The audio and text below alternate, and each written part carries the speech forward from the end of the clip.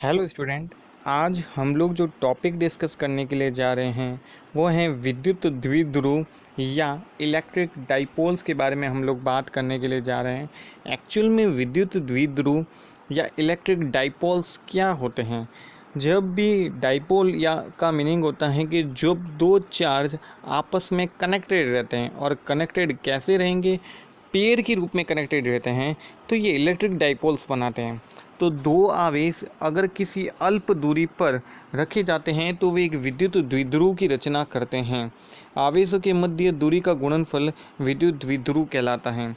For example, हमारे पास में दो चार्ज हैं, एक -q और एक +q कूलाम के दो चार्ज हैं, और इन दोनों चार्ज के जो बीच की डिस्टेंस हैं वह है 2l हैं। तो जैसे डायग्राम के अंदर शो हैं, एक चार्ज q है, एक चार्ज +q है, ये -q हो जाएगा, ये +q हो जाएगा। ये दो चार्ज हैं, दोनों के बीच की डिस्टेंस कितनी है? 2l है। तो अपने पास में जो इलेक्ट्रिक डाइपोल आएगा या विद्युत द्विध्रुव का जो मान आएगा वो आ जाएगा P बराबर Q इंटू 2l।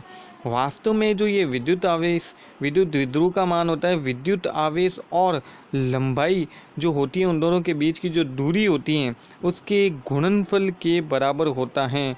यानी इस दोनों का जो गुणनफल होगा वही अपना विद्युत द्विध्रुव कहलाता है।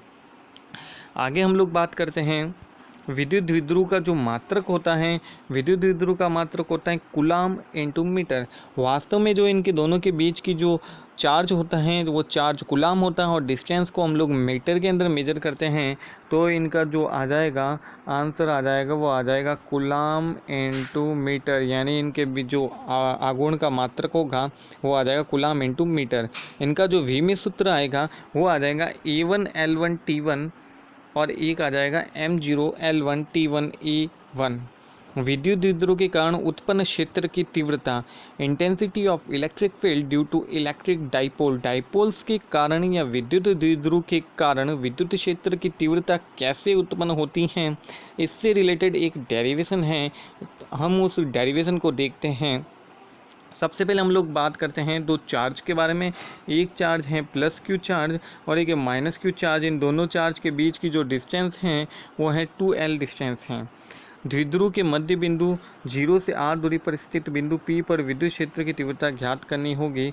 तो विद्युत क्षेत्र की तीव्रता अगर हम लोगों को निकालनी है तो हमारा जो फॉर्मूला आ जाएगा E1 आ जाएगा 1/4πε0 q/r-l का स्क्वायर BP की दिशा में। एक्चुअल में जो होता है कि Q अपॉन, जो हम लोगों ने देखा था, Q1 Q2 अपॉन R का स्क्वायर, ये जो होता है कूलॉम्स लॉ।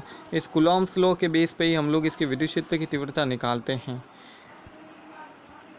इस डायग्राम के अंदर हम शो कर सकते हैं कि जो ये दो चार्ज हैं, एक Q चार्ज है, ये +Q चार्ज है, इन दोनों चार्ज के बीच की डिस्टेंस 2l है। यहाँ से हम लोग एक P पॉइंट की इमेजिनेशंस करते हैं, एक P पॉइंट की कल्पना करते हैं। जो P पॉइंट है वो सेंटर पॉइंट से O बिंदु से लगभग r डिस्टेंस पे हैं। तो यहाँ पर B पॉइंट से लगा के यहाँ पर जो P पॉइंट है, इन दोनों के बीच की डिस्टेंस कितनी हो जाएगी? r-l। और जो A पॉइंट है वहाँ से लगा के P पॉइंट की जो डिस्टेंस हो जाएगी वो हो जाएगी r+l। पीछे वाले जो हम लोगों ने अभी फॉर्मूला देखा था, इसके अंदर जो हम लोगों ने विद्युत क्षेत्र की तीव्रता का मान निकाला था वो BP दिशा के अंदर निकाला था। तो 1/4πε0 q/r-1 का स्क्वायर। और इसके अंदर अब जो अगला जो मान निकालेंगे -q आवेश के कारण P बिंदु पर उत्पन्न विद्युत क्षेत्र की तीव्रता, तब हम इसका मान जो आएगा 1/4πε0 q/r+1l का स्क्वायर। तो इन दोनों फार्मूले में डिफरेंस एक ही है, यहाँ पर माइनस आएगा, यहाँ पर प्लस आएगा, और इन दोनों की दिशा अलग हो जाएगी। इसकी जो दिशा होगी BP दिशा होगी, इसकी जो दिशा होगी PA दिशा होगी। आगे हम लोग बात करते हैं जो P पर परिणामी विद्युत क्षेत्र होगा। अब यहाँ पर जो कुल विद्युत क्षेत्र आएगा वो दोनों विद्युत क्षेत्र का योग होगा। तो पहला विद्युत क्षेत्र है E1, दूसरा विद्युत क्षेत्र है E2। तो E1 + E2 क्या आ जाएगा? कुल विद्युत क्षेत्र का मान आ जाएगा। अब यहाँ पर जो E1 व E2 दोनों की विद्युत क्षेत्र की जो दिशाएं होगी वो एक दूसरे के इक्वल होगी, इक्वल नहीं सॉरी, एक दूसरे के विपरीत होगी, एक दूसरे के ऑपोजिट डायरेक्शंस के अंदर होंगे, तो E1 का जो मान होगा वो E2 से ज़्यादा होगा, तो E बराबर आ जाएगा E1 माइनस E2।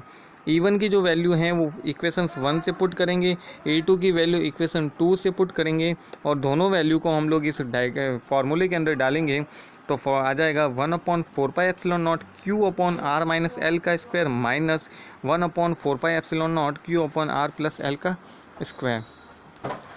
आगे हम लोग बात करते हैं इस पूरे फॉर्मूले के अंदर जो हैं Q 1/4πε0 यहाँ पर भी आ रहा है, 1/4πε0 यहाँ पर भी आ रहा है, तो यहाँ पर हम लोग Q/4πε0 कॉमन ले लेंगे।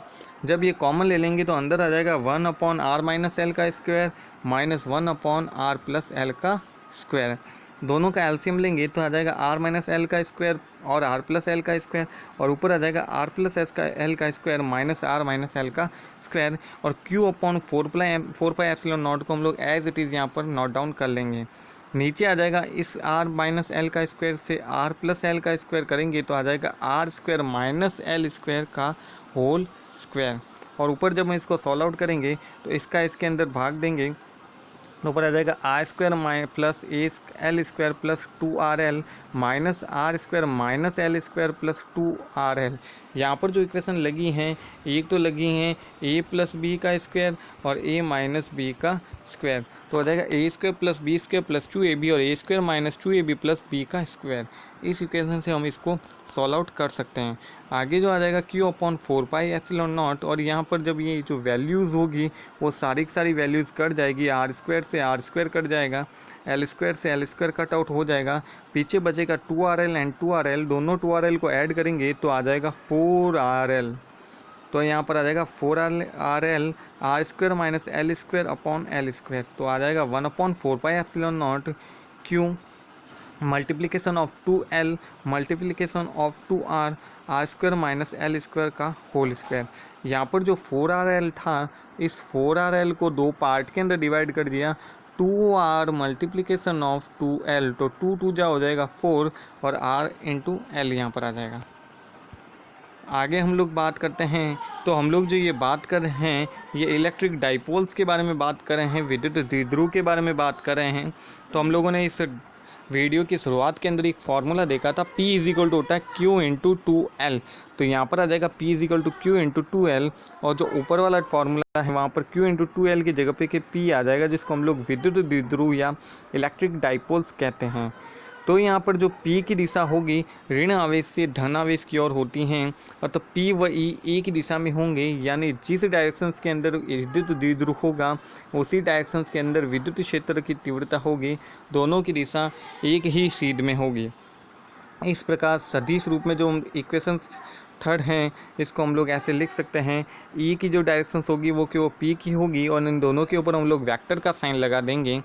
यहाँ पर जो डिस्टेंस की बात कर रहे हैं वो लॉन्ग डिस्टेंस हैं, तो यहाँ पर जो r² है, जो r की डिस्टेंस होगी वो PL के कंपेरिजन्स के अंदर हम लोग इसको नेग्लिजिबल या नगण्य मानेंगे, तो जो फार्मूला आ जाएगा E is equal to 1/4πε0 P 2R/R 4, तो इस R से ये R कैंसिल आउट हो जाएगा, तो पीछे आ जाएगा E is equal to 1/4πε0 2P/R का क्यूब, तो इक्वेशन नंबर 5 आ जाएगी।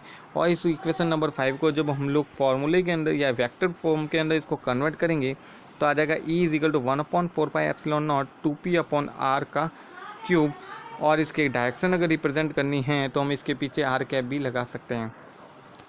तो थैंक यू स्टूडेंट, ये आप लोगों को वीडियो कैसा लगा इलेक्ट्रिक डाइपोल्स के ऊपर मुझे कमेंट करके ज़रूर बताइए, and have a nice day.